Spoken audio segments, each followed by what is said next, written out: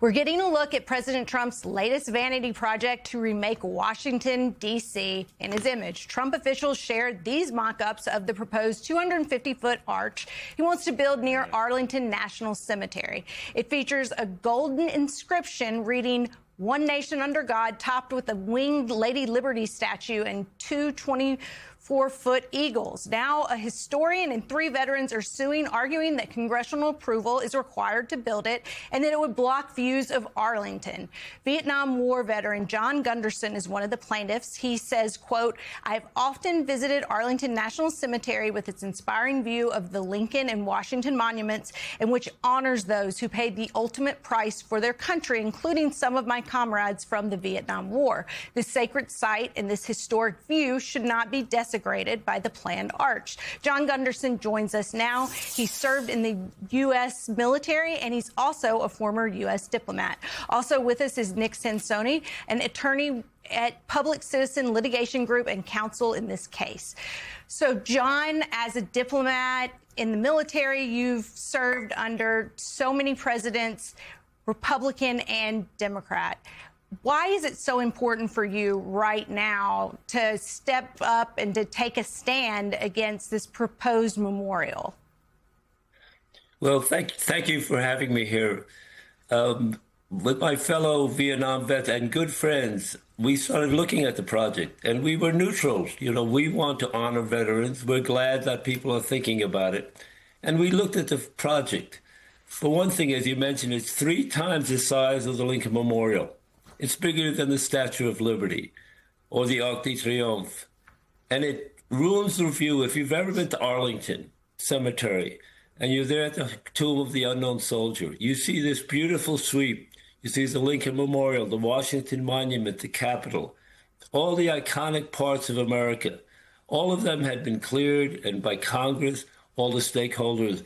And this monument, I use that word loosely, would not only block the view, it's on a traffic circle. You can't get there. Visitors can't get there. So we want something that has congressional approval of the stakeholders, including the veterans. It's just wrong. It's absolutely wrong. John, the arch is supposed to commemorate America's 250th birthday. What kind of monument or other site do you think would be more appropriate? What would you like to see built? Yeah, well, I'm for all sorts of honoring veterans. When we returned from Vietnam, it was a very controversial war. We certainly weren't greeted well, but that has changed. I would say the Arlington site itself, that was a sign of unity after the Civil War. And the Lincoln Memorial and Arlington Cemetery looked at each other. The Vietnam War Memorial was very controversial, if you remember.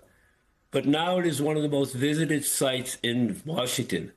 And why is it so important and so good? It honors the soldier. There's no general on a horseback. There's no discussions of presidents. It's about the average soldier. And it's not about a cause or a president, but the sacrifices the average soldier made for his country or her country.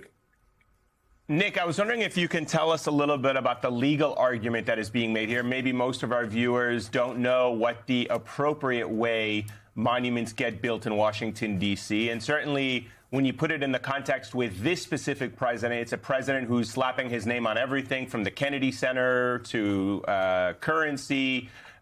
He's plastering his picture on agency buildings. The Department of Justice, I believe, has his picture on it. But what's the legal argument for why this is going about the wrong way? Certainly. So actually, since even before the founding of the nation, at the time of the Continental Congress and, after the enactment of the Constitution, Congress has played a substantial role in determining the layout and configuration of monuments in the nation's capital. And there's a reason for that. And that's because these monuments are meant to tell a national story with buy-in from all the relevant constituencies.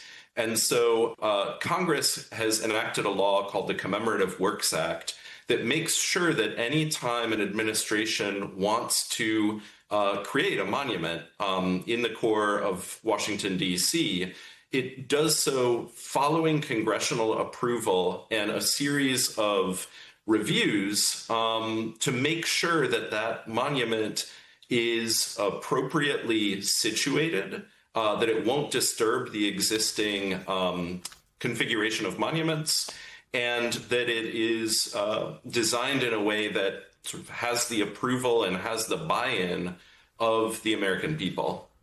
And this project has not had that authorization, and therefore, unless and until Congress has approved the construction of this arch in this specific site, it's not authorized by law. John, when you look at this monument, what do you see? I ask because, as you mentioned, it's massive. Would have these gold eagles, very sort of opulent seeming.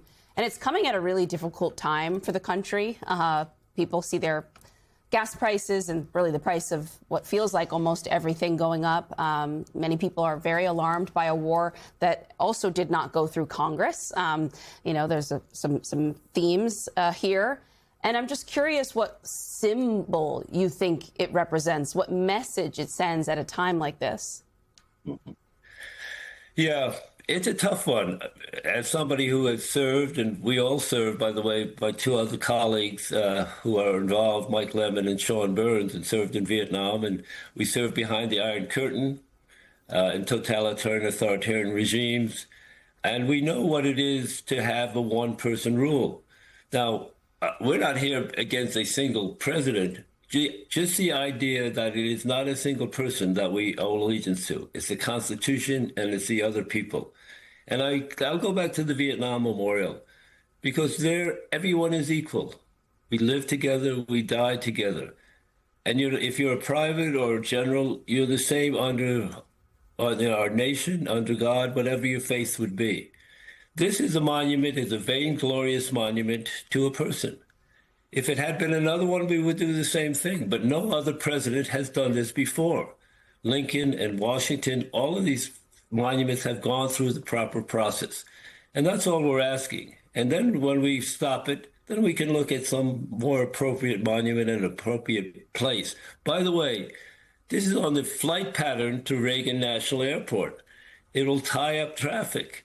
It's the wrong place, and you can't get to there. You got to run across traffic road. Anyone who's been in Washington knows this is a horrendous place to build anything, particularly blocking the sight view of our most sacred monuments.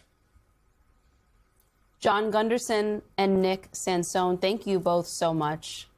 Great to have you on the show. My pleasure. Thank you.